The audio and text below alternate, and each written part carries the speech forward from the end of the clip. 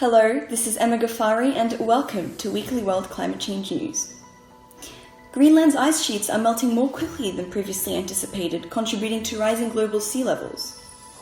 While some industries are suffering, a warmer climate has led to an increase in certain types of tourism, with visitors rushing to see glaciers before they disappear. Mackerel fisheries have also become more abundant in Greenland's waters, where they were not previously found. A survey found that more than 4 in 10 Greenland residents believe climate change will harm them. Rotterdam's skyline will soon feature GE Renewable Energy and will install the first 12-megawatt Halide X prototype, the world's largest and most powerful offshore wind turbine. At 853 feet tall, a single Halide X can generate enough power to supply 16,000 European households, GE says, adding that a 750-megawatt wind farm configuration could produce enough power for up to 1 million homes. Companies investing in much bigger offshore turbines that can capture more wind and produce more power. Germany's Rhine River is facing a grave decrease in water level due to climate change. The river serves as a main water transportation for cargoes traveling along Germany and neighboring countries. The river's water sources come from glaciers and rain. As glaciers shrank 28% between 1973 and 2010, there has been a decline of water feed by 35%. Several manufacturers opted to use Germany's extensive road and train networks, but found that transporting through the Rhine cost 40% less.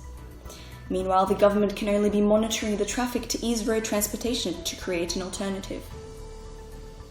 The gorilla population in the Democratic Republic of Congo is in extreme danger after having lost 77% of their population due to the mining of certain metals used in the making of mobile phones.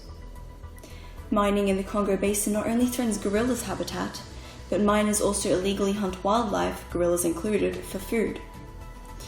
Participation in cell phone recycling programs will help preserve their habitat by reducing the demand for mining in those areas, and thereby helping the gorilla population. A study undertaken by scientists at the Center of Biodiversity looked at 31 populations of 19 species of marine mammals and sea turtles in the US that have been granted endangered species protections, and found that around 3/4 of them had increased in size, putting them solidly on the full road to recovery.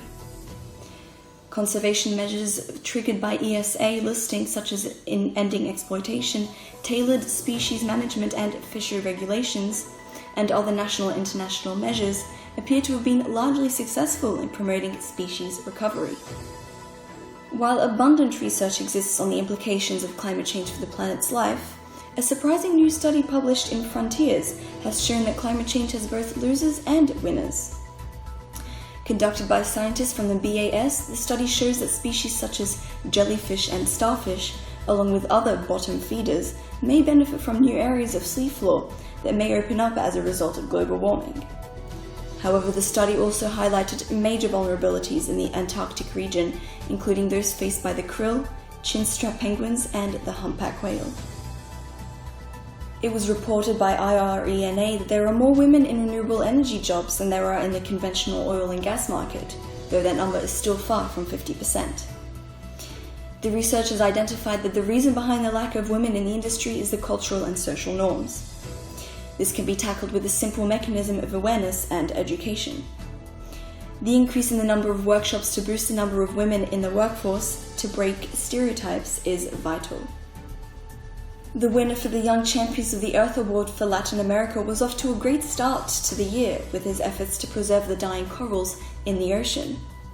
Gator Halpern, the young aspiring winner, has started up the world's first land coral farm to help restore the global coral health back to previous levels. Due to global warming, the world lost about half of the coral population. He has even gone as far as Indonesia to study some of the healthiest coral in the world and gain more investors and knowledge on how to improve his coral farm to continue on his restoration journey. More than 73% of cars imported to Zambia are used and are more than 5 years old. This would highlight the fuel economy of the country and also the steps needed to implement the policy of cleaner air. Being one of the 9 countries governed by the FIA, this would allow the body to analyze the fuel economy to help optimize the green policy. The need for a newer and more effective policy to tackle the clean air issue is imminent. Moreover, with 93% of the electricity being renewable, having a greener vehicle fleet is also key to sustainability.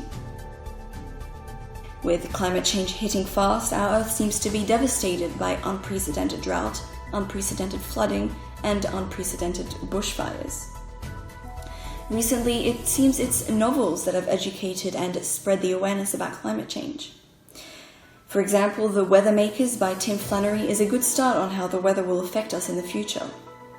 There are many books out there available to educate us on the topic, but are their lessons just going to stay on paper? Thank you, and we hope you join us next week on Weekly World Climate Change News.